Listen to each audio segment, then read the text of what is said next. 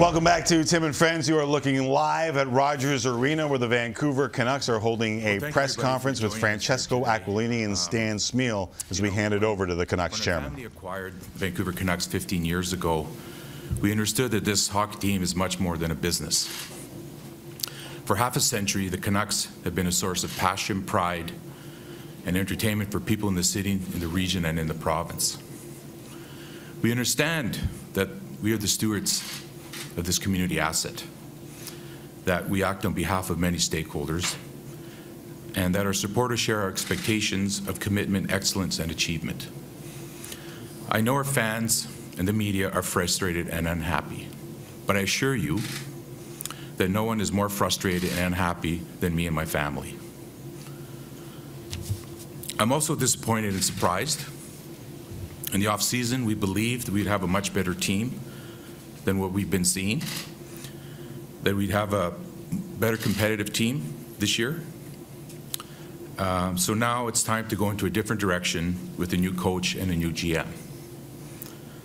I want to thank Jim, John, Travis, Nolan for all their effort, hard work. They are good people, and they gave their all and their best to this franchise. But the status quo was just not acceptable. My family and I are committed to this team, our fans, and to the great city of Vancouver. We will get this right, and we'll make you proud. Thank you. I think Stan's has a statement here. Thanks, Francesco. I just want to say it's an honor and a privilege to take on this responsibility. I share Francesco's thanks to Jim, John, Travis, and Nolan for their dedication to this team and their friendship. It's a tough part of the business we love. I wish them nothing but success. I have been a Canuck for 40 years. This is my team, my only team. I will always do what's best for this organization. I will always step up when asked to help.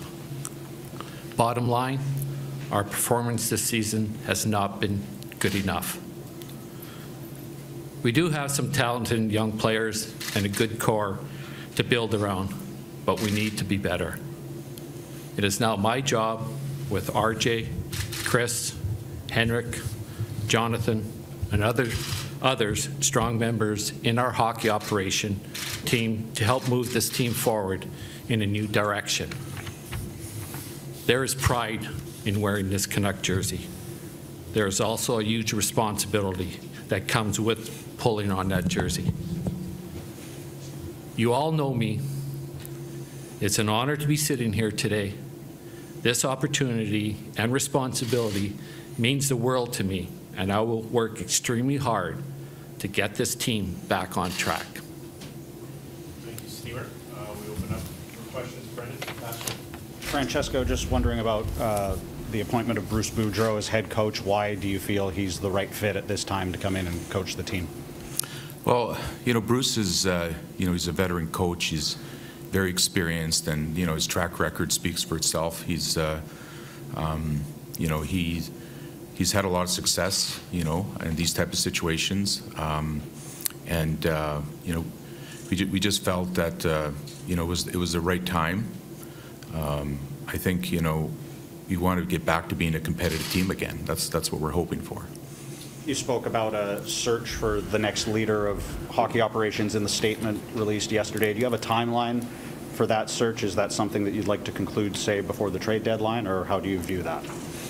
Well, we want to get the right person. I think we want to do a thorough and exhaustive search. We want to look at all the candidates that are available, people that are available. There's some people that are under contract that might be available. I mean, we're looking at everything, and hopefully that's the plan. And that's what we're going to be working towards. Have you consulted with Mike Ford on that process? Mike Ford, no. I mean, in terms of using a search firm or Mike Ford, this all happened pretty fast. So, but that's something I'm considering, and I think that definitely merits a conversation and to see what they offer. I just need to look at it a little deeper. Francesco, was seeing a Canucks jersey tossed on the ice the last straw for you? When did the process begin to hire Bruce, and when did you know the end was near for all of them? So it's pretty sad to see that. I mean, that wasn't the final decision. I understand the fans' frustration. I mean, this has been something that has been culminated for a couple of weeks. We were hoping for a turnaround. I mean, everybody was optimistic. I was optimistic. Probably too patient. Maybe he should have done it sooner. I don't know, but it just came to a point where a decision had to be made. Like something had to be done, and so we decided to hire Bruce. It was a very recent decision. Francesco, you're very passionate, your family's very passionate about this hockey team. You talked about being stewards of this franchise. Almost 8 years of having Jim here. Do you feel you're any further ahead than when you hired him 8 years ago? And have you honestly looked at this team wondering if you need a rebuild or if you can continue going the same process you've gone? Well, I mean, I think we have a lot of good young players. We have a good core. We have a great goaltender. There's a lot of good pieces in place. And why it's not working, I don't know. I wish I had the answer. It's very complicated. But I definitely believe in this group. I think they've shown it before. I think everybody in this room knows that what we've seen for the last few years, and so that decision about a rebuild or whatever. I mean, that's going to be the new general manager. He'll come in with his vision, and he'll make he'll decide how we're going to how this is going to be run going forward. Francesco, I've got a question for you on communication from the organization. We don't hear from you very often like this, so I appreciate you doing this. Last 18 months, we really didn't hear from Jim an awful lot as a senior member and director of this team. And it put Travis in a tough spot. He had to answer questions about a player that was put on leave for sexual misconduct allegations and a player with vaccination issues as well. So I ask you, do you think you guys as an organization communicate with your fans effectively? And also, how important is it to have a public-facing figure above the coach that can sort of present and articulate a vision for this hockey club to the fan base? Well, it's a loaded question, but let me see. There's three parts into that. I mean, the first part is, in terms of myself, I mean, I let the coach and the general managers talk about the team. It's not something that I should do or want to do. So they're the ones speak on behalf of the team performance. I mean, I come out here when things like this have to happen. More communication. I agree with you. I think that we need more communication from the fans. Something that didn't happen, but I think going forward, I think the person that we hire is going to have to communicate more. I agree with you. And why it didn't happen, I can't really answer that, but I agree with you. I think there needs to be more communication in terms of articulating the vision. We're going to need a leader that's going to come in, whether it's a president or a general manager, or a combination of both. We just want to get the right people, and they'll have to articulate that vision. Francesco, there's a suggestion out there that one of the reasons Jim was kept as long as he was kept was because it gave you influence. It allowed you to have a certain level of control and input. And ultimately, it's your team; you own it. But there's a thought that a larger organization, another president of hockey operations, more resources, and an organization that has more depth might be the way to go. How do you respond to that in terms of your desire to be involved and what the entire process, not just one person that gets hired as a GM, what that process should look like? Well, I mean, at the end of the day, the decision has to lay with one person. And, whether you can have 10 people around him or 20 people or one person. And so the general manager is really ultimately responsible for the direction of this team, because he picks the players, he picks the coaches, he sets the tone. Whether there should be more people, I mean, that's a decision the general manager makes, what he wants to include around him. So I support the manager. You tell me, what do you need? I'm there to support them. Whatever they need, I give them the support. This question about influence, I mean, this has been going on for a number of years, and I just like to put it to rest. Listen, owners own, managers manage, coaches coach, players play. Okay, so the minute you cross those lines, right? Where a coach wants to be a manager, the manager wants to be a coach, or the owner wants to be a manager. Like, there's no alignment anymore. And so, you know, I see my job as supporting the general manager. He comes with a plan, so this is what we think we should do, this is how we're going to go forward, and if it makes sense, I'm going to support it. And if I can just jump in there, I just want to say, I'm in a lot of these meetings and see the progress.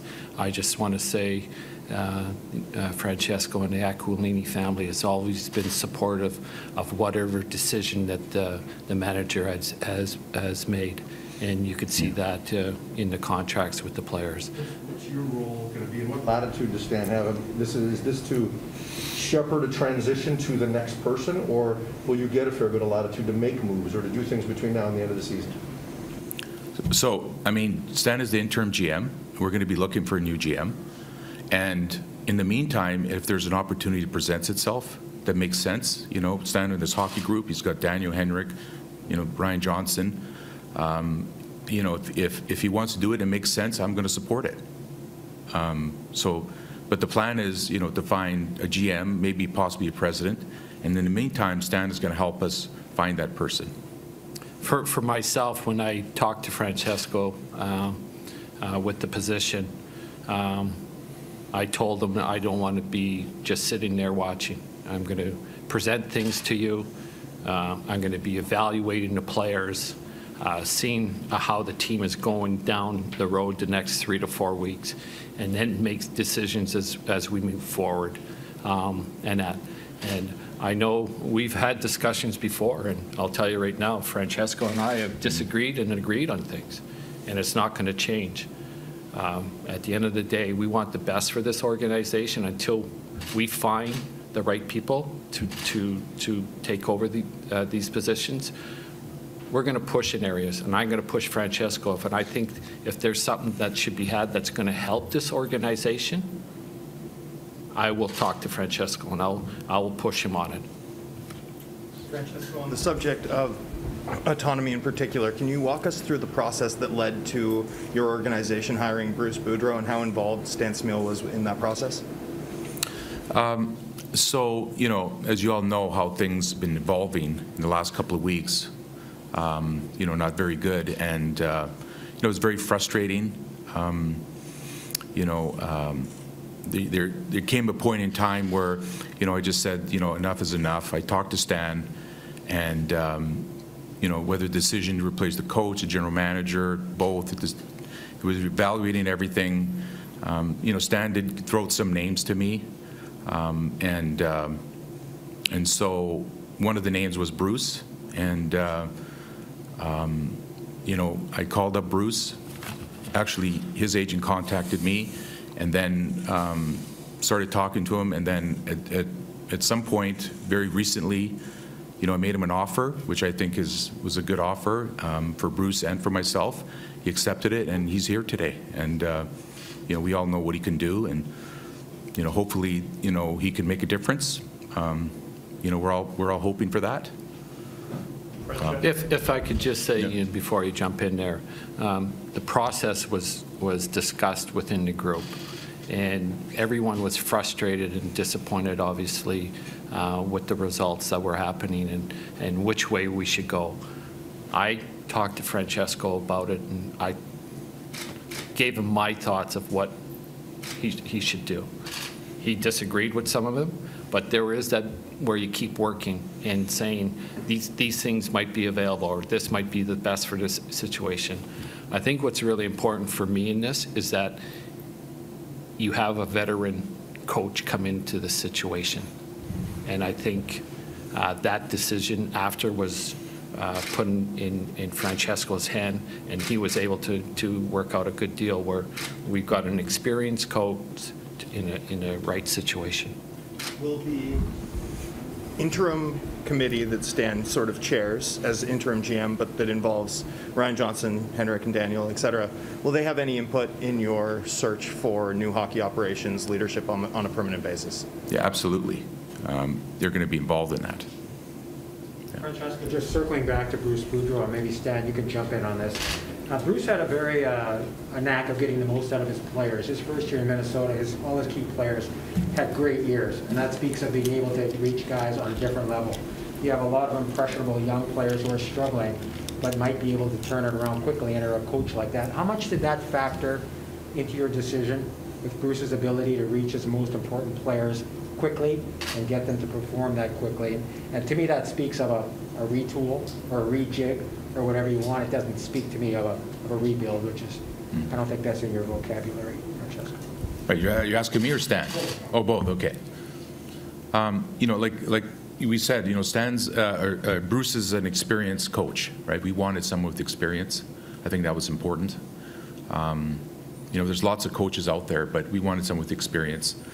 You know, we made a change, GM, coach. We wanted to go with an experienced coach. So, you know, he's steering the ship right now. So he's the one in charge, running the players, and you know, he's had success before, and you know, that was played a big part into this. Yeah, you speak to just his ability to turn things around quickly. Yeah, first of all, rejig, like, is that a new? Okay, all right. Exactly what Francesco just said is two things: veteran coach, and he's been through it before and has had success. That's the bottom line.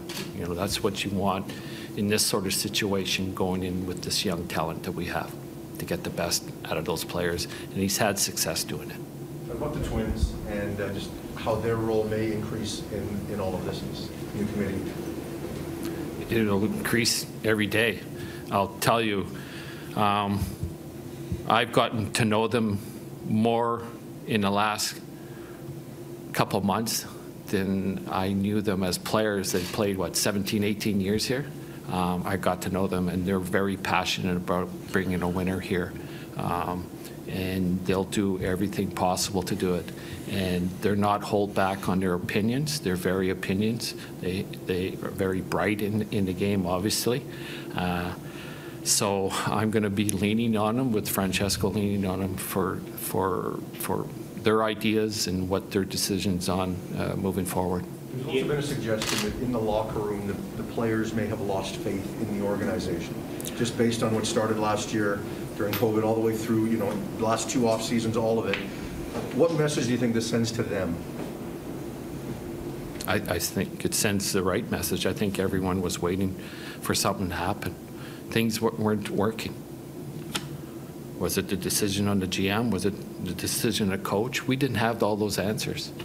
And the players are looking around for answers. And what happens when you get to this point is that you start finger pointing. Players point at the coach, and the coach points at the GM, and the GM points at the coach, and the coach points at the ownership. We all have a responsibility here. You're all professional athletes. And the only people that are going to make any difference is that players in the dressing room and the sense of direction we want to go as an organization. And I think we lost track of that. For what reasons, I don't know. But we're going to get the sense of direction on track. And that's from the ownership, Daniel and Henrik and RJ and Chris and myself. But we're the only ones, and we're only ones that can lead it out of this. But there's no more finger pointing here. It's all us to get the job done. A question for each of you. Francesco, you mentioned perhaps a president. So that would be another layer in that hierarchy you talked about. How much value do you think there is in having a position between you and the manager? So would that simplify the task for the GM and the hockey operations people if you have a president who speaks to you directly? Yeah, if you have a president, I don't have to be doing this. But but everything is on the table. I think you know, if we can find the right person, you know, president is, because they're not really general manager, they're not really the coach. It's, you know, they're kind of, you know, involved at an upper level, and you know, I think it would have to be someone that, you know, comes in as a tandem president and GM, they come in together, they know each other, they can work together. Those two people have to work very closely together, and you'd have to find the perfect fit. And that's not easy to find, but that option's on the table. You know, if that opportunity is there, if there's somebody that we could find that can come in as a president / GM or a general manager, you know, a president with a younger general manager, maybe can be learned from the senior president, somebody with more hockey experience. That combination, I mean, I don't know yet. I mean, my wish list and what we can actually achieve by the time when we need to get it done is different. So we'll see. Everything's on the table. And Stan, the players who spoke this morning talked about accountability, and that seemed to be what you were referencing on your last answer about everybody being accountable. So I ask you, how much do you believe that these players can be accountable and play their way out of the position that they put the team in, rather than you and your group having to make changes to find players who can fix things? You know, Ian, I think the players to get to the NHL are all put in different situations, and pressure is one of them, how they deal with pressure. Accountability is another one, and I think they've gone through that experience at some level. They have had that, and this is what we've gotten away from within our organization. For me, I talked to Francesco about an identity. You know, what is our identity, and where does it start? It starts with your accountability. It starts with your effort, and those things are all important. So I think the players just have to step back here a bit and see what's gotten them there and their experiences, and use that now. And that to get out of it, it's not just going to be one individual. As you know, it's going to take a team, and they've got to come back to being a team and make it hard to play against. That's the identity I want in this organization. Be hard to play against. So I'm lining up against you, and I'm going to make it as miserable as possible. And that was my message. Francesco, I talked to the players about that this morning, and I think that's an important area, and that's an area we've got to start in. And then when you have the talent that we talk about, and you put that together, you start getting better and start winning as a team. Francesco, we haven't had a chance to talk to you about the business side of running this team. I don't know if people know the harsh reality of playing during the bubble, the costs associated with that. Can you talk about the difficulties of running an organization the last 3 years, the last 2 years with COVID? And secondly, I know you've had to pare down the operations. Do you see now, with people back in the building, hopefully revenue's coming back up, do you see an expansion of your hockey operations and your hockey department? Can you maybe just talk about that reality? Yeah, it's been, you know, it's been hard these last couple of years. I mean, it's been super difficult. I mean, you know, laying people off, you know, having an empty building, you know, it's been, you know, I can't even describe it. It's been horrible. But, you know, we had to deal with it and move forward. You know, now, you know, we have fans back in the building. And so I think going forward, you know, listen, I've always provided all the resources they need, right, to put a, you know, good competitive team on the ice. We spent to the cap. I always ask the manager, and I say, what do you need? Give them whatever they need. And so that's really my job. My job is to support them and give them all the resources. So, and that will continue. That'll always continue from our side, from my family, from my dad and my brothers. You know, when we have to write the check, you know, we're there because we want a winning team. We're very proud. You know. 5 more minutes, please. We got a question from Stan. Francesco, when it comes to what happened the past 7 to 8 years and what you learned from that process, is there a lesson that you learned that you want to do differently moving forward to a new regime and a new future? Well, I mean, there's always lessons. You can always, life is a learning experience.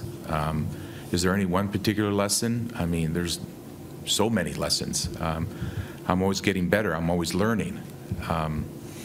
You know, I think, you know, from this last 7 years, I think, you know, building a culture is really important. I think that's probably what I learned, is about culture and about values and what you collectively believe together. I think that's that's something that's always evolving. And, you know, organizations, even outside of hockey, it's all about culture.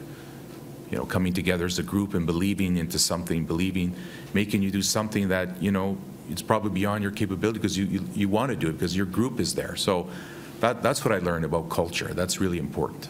Francesco, your answer, or your statement, excuse me, mentioned a word excellence, which I don't think we've heard a lot of in this room over the past 5 years anyway. It's been a lot of meaningful games in March, just making the playoffs. Does your club, as you sort of turn a page, does your club need to aspire to more than it has in recent seasons? Absolutely. I mean, excellence is our standard. It's everything we do. I mean, it's us as human beings. And, you know, we're working hard. That's what the message I try to push down is excellent. We want to be the best we can be. The excellent candidate is a candidate from the past. Would you consider them? Sorry, an excellent... The excellent candidate, the excellence candidate is a candidate from the past. Would you consider them? Like somebody that's been employed here before? Everything's on the table. I mean, I'm not going to say no to anything. Will Mark Bergevin be here in the not-so-distant future to talk about a possible position? I know Mark. Next couple days, maybe? Yeah, I know. I think Mark wants to just take it easy for a minute. You know, he'd been with the Canadians for 10 years, and I think, and I haven't spoken to him, but, you know, I'm sure he just wants to sit back and just, you know, I guess reflect. But anything is possible. I mean, I'm not going to rule anything out, you know. When you guys said communication was an issue, when did that first become something you realized? Communication. In terms of internally, external emails, something you talked about, Stan mentioned it as well, there was an issue with communication. Yeah, did you mention? I didn't mention communication. Did you mention with communication? If I just follow up, I'm not sure. I'm just saying communication is such an important value in any organization you're doing, and you got to have the game plan and having got people work within your group that this is the plan, this is how we're going to communicate, not just within our office, but with the players, with everyone else in this organization. So I think communication is a real key nowadays to getting the most out of the people that are working with you. Stan, last question is, can I ask you, has there been a disconnect, you've worked in the hockey operations department for a while, between the players that you've been developing on the farm and bringing them up? And I ask that when I see Jonah Gadjevich playing games for San Jose, Cole Inda skating for Seattle at times. These are guys who you guys spent time developing, but I don't know if they ever got their fair shake here. Has there been a disconnect with what's been going on the farm to implementing them here in your lineup? No, I don't think there's a disconnect at all. I just have to say that it's very important, and it's an area that we're going to spend a lot more time on in the development of our players. I have my own plan with when you have players down in your farm team. I just want to say that over the years that, you know, we lost a few players on waivers, and there's a reason why we lost them, because we developed them so well, you know, and it just didn't pan out with what here we had to put them on waivers. Our coaching staff, Trent and his staff down there, have done a really good job, you know, because other teams are wanting these players. So we just didn't have the mix at that time to fit these guys in our lineup. Two more. We got John, Garrett, and Vic. Stan, you talked about being a Canuck for 40 years, and I was for a brief time too. But now, the sweater on the ice thing. And a lot of people say, well, the fans have the rights and pay their money and all that kind of stuff. It must have just eaten you up to see a Canuck sweater being thrown on the ice. It was the end of that game was difficult. And I think just hearing the fans, so the end of that game was very difficult to watch. And that's when I felt I have to get involved here a lot more and express my views maybe a little stronger. But like I said, at the end of the day, we're all responsible, from the players to the management to the coaches to the ownership, and we've got to make it better. And I think we've taken a step back in the direction we want to go, and we got to put that game plan together and follow through on it, John. Last one to pick. We saw what happened on Saturday, Francesco, and years ago at the end of the Mike Gillis era, fans also voiced their displeasure. Why does it need to escalate to that level if people were waiting for things to happen? Yeah, I mean, that's another good question. I mean, these are difficult decisions. These are not easy. I mean, to fire everybody at the same time, that's a hard thing to do. And you know, maybe I was a little bit too patient. I was hoping for a turnaround. We're losing these goals by one game, by one goal, and maybe I was too optimistic. And so, we made the change when we made the change. Thank you, everyone. We'll wrap there, and we'll bring up Bruce Boudreau in a second. Thank you.